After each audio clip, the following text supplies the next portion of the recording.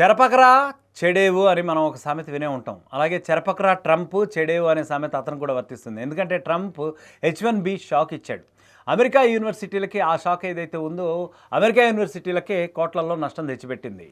Foreign టాలెంట్‌కే ముఖ్యంగా Indians టాలెంట్‌కి మాత్రం చాలా హిండ్రెన్స్ ఏర్పడింది. అది తర్వాత విషయం. ఒకప్పుడు అమెరికా అంటే ప్రపంచ విద్యార్థులకు ఒక కల, ఒక డ్రీమ్. స్టాన్ఫర్డ్, హార్వర్డ్, అలాగే MIT వంటి యూనివర్సిటీలో చేరి తమ ఉజ్వల భవిష్యత్తుని బాగా మలుచుకోవటానికి ఎన్నో రీతుల్లో ఈ యొక్క ఎడ్యుకేషన్ అనేది ఉపయోగపడుతూ ఉండేది. కానీ ఇప్పుడు మాత్రం ఆ డ్రీమ్స్ ఏవైతే ఉన్నాయో వాటికి కొంత హిండ్రెన్స్ ఏర్పడుతుంది, ఆబ్స్టికల్ ఏర్పడుతుంది. డొనాల్డ్ ట్రంప్ ప్రభుత్వం తీసుకున్నటువంటి H1 వీసా పెంపుల నిర్ణయం ఏదైతే ఉందో అది కేవలం సాఫ్ట్వేర్ కంపెనీలకు మాత్రమే కాదు, అమెరికా యూనివర్సిటీలు కూడా కుదిపేసే దెబ్బ తగిల్చింది. ఒక్క వీసాకి ఫీజు $1,00,000కు పైగా పెరగడం వల్ల రీసెర్చ్ కానివ్వండి, ఎడ్యుకేషన్ కానివ్వండి, అలాగే ఇంటర్నేషనల్ మెటల్ కానివ్వండి, ఇవన్నీ కూడా ఇప్పుడు ప్రశ్నార్థకంగా మారిపోయే పరిస్థితి ఉంది. ఇది కేవలం డబ్బు గురించేనా, లేక అమెరికా తమ టాలెంట్ గేట్స్ని తానే మూసుకుంటోందా అనేది మాత్రం ఇప్పుడు అనాలిసిస్లు చాలా చోట్ల వినపడుతూ వస్తున్నాయి. ఈ ట్రంప్ నిర్ణయం వెనుక ఉన్న లెక్కలు ఏంటంటే, ట్రంప్ సర్కారు తాజాగా ప్రకటించినటువంటి కొత్త పాలసీ ప్రకారం H1B వీసా ఫీజును సుమారు $1,00,000 వరకు పెంచారు. ఇది మనకు 2 వీక్స్ బ్యాకే తెలుసు. అంటే భారత కరెన్సీలో మాత్రం మన కరెన్సీలో దాదాపు $88 లక్షల వరకు పెరిగింది H1B వీసా ఫీజ్. ఇది కంపెనీలకు, యూనివర్సిటీలకు సమానంగానే అప్లై అవుతూ ఉంటుంది. అది ఇది అనే తేడా ఏముండదు. H1B వీసా అంటే అమెరికాలో ఒక స్పెషాలిటీ ఉన్నటువంటి ఫారినర్స్ని రిక్రూట్ చేసుకోవడానికి ఉపయోగించే ఒక స్పెషల్ వీసా కేటగిరీ అని చెప్పి మనం చెప్పుకోవచ్చు. సాఫ్ట్వేర్, ఇంజనీరింగ్, మెడిసిన్, రీసెర్చ్ వంటి రంగాల్లో ఈ వీసాలు అనేవి చాలా చాలా ఇంపార్టెంట్ అనమాట. అయితే ఈ యూనివర్సిటీలకు కొంత ఆర్థిక భారం అనేది మాత్రం ఖచ్చితంగా పడుతోంది.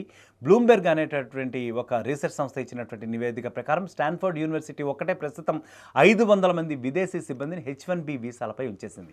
ప్రతి సంవత్సరం కూడా 270 మంది కొత్త రీసెర్చర్స్ను అది రిక్రూట్ చేసుకుంటూ ఉంటుంది. కానీ ఇప్పుడు ఈ కొత్త ఫీజు రేటు ప్రకారం స్టాన్ఫర్డ్ యూనివర్సిటీకి మాత్రమే సంవత్సరానికి $27 మిలియన్, అంటే దాదాపు $225 కోట్ల, అంటే మన ఇండియన్ కరెన్సీలో అదనంగా ఖర్చు అవుతుందన్నమాట.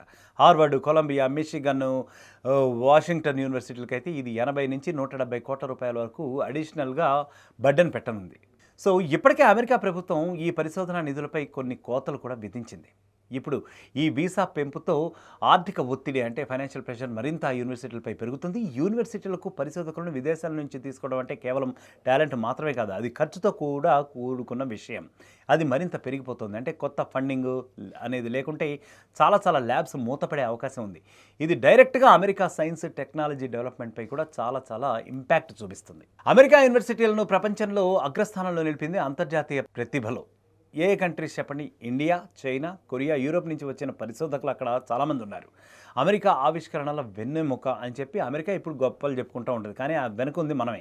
ఇప్పుడు ఆ అవకాశాల ఖర్చు ఇంత అధికంగా అయిపోవడంతో చాలా యూనివర్సిటీలు లోకల్ రిక్రూట్మెంట్స్ వైపే మొగ్గు చూపే అవకాశాలు ఉన్నాయి. అంటే దాని ద్వారా మనలాంటి ఫారినర్స్ అందరికీ కూడా అక్కడికి దూరం పెట్టే అవకాశాలు ఉన్నాయి. దీంతో అమెరికాకు కొత్త ఐడియాలు, తర్వాత కొత్త రీసెర్చెస్ వచ్చే యాక్సిలరేషన్ అనేది ఆటోమేటిక్గా తగ్గిపోతుంది. ఒక ప్రొఫెసర్ మాటల్లో చెప్పాలంటే ఇది టాలెంట్ ఫ్లోకి ఒక పెద్ద బ్యారియర్ అనే చెప్తున్నారు ఆయన. ఇది కేవలం ఆర్థిక నిర్ణయం మాత్రమే కాదు, ఒక పొలిటికల్ ఈక్వేషన్ కూడా అనుకోవచ్చు మనం. ఎందుకంటే ట్రంప్ 2025 ఎలక్షన్స్ కోసం అమెరికా ఫస్ట్ ఎంప్లాయ్మెంట్ అనే నినాదాన్ని మళ్ళీ ముందుకు తీసుకొచ్చాడు. దాంతో విదేశీయుల నియామకాలపై మరింత ప్రెషర్ పెరిగిపోయింది. ఆ తర్వాత లోకల్ ఓటర్స్ని ఏదో ఆకట్టుకోవాలని అతను ఒక వ్యూహం పన్నాడు. అంటే ఆయన ఫీజు పెంచడం ద్వారా యూనివర్సిటీలకు, కంపెనీలకు ఆర్థికమైనటువంటి అడ్డంకులు సృష్టిస్తున్నారు. దాని ద్వారా స్థానికులకు మరిన్ని అవకాశాలు అనే వాదనను ఆయన బలపరుస్తూ వచ్చారు. ఇప్పుడు అమెరికాలో ఉన్న H1B వీసా హోల్డర్స్లో సగం కంటే ఎక్కువ మంది భారతీయులు ఉన్నారు. ఈ పెంపులు డైరెక్ట్గా మన Indian researchers, professors, tech experts పైనే పడుతూ ఉంటుంది. స్టూడెంట్స్ కూడా F1 to H1B ట్రాన్సిషన్లో చాలా ఇబ్బందులు ఎదుర్కొనవచ్చు అంటున్నారు. అంటే చదివి అక్కడే పనిచేయాలన్న మన కళలకు మరిన్ని అడ్డంకులు ఏర్పడతాయన్నమాట. దీంతో కెనడా, ఆస్ట్రేలియా, యూరోప్ వైపు ఇండియన్ టాలెంట్ మళ్ళీ అవకాశాలు ఎక్కువగా కనిపిస్తూ ఉన్నాయి. సో అమెరికా ఎప్పుడు కూడా ఆపర్చునిటీ ల్యాండ్ అని ఇప్పటిదాకా పిలువబడుతూ వచ్చింది. కానీ ఇప్పుడు మాత్రం ఆ అవకాశాలపై భారీగా ఈ వీసా ట్యాగ్ అనేది పడింది. అది కూడా ట్రంప్ దయ వల్ల. ప్రపంచంలోని ప్రతిభావంతులందరూ కూడా అమెరికా కంటే స్నేహపూర్వక దేశాలను, ఇంకా చాలా ఉన్నాయి, ఆస్ట్రేలియా ఉంది, న్యూజిలాండ్ ఉంది, ఇట్లాంటివి ఎంచుకుంటే కనుక ఇది అమెరికా గ్లోబల్ లీడర్షిప్కి లాంగ్ టర్మ్లో మరింత నష్టం కూడా వాటిల్లిస్తుంది. టాలెంట్ అనేదాన్ని డబ్బుతో కొలవలేమండి. అదే ట్రంప్ పాలసీ మిస్ చేస్తున్నటువంటి ఒక ఫ్యాక్ట్.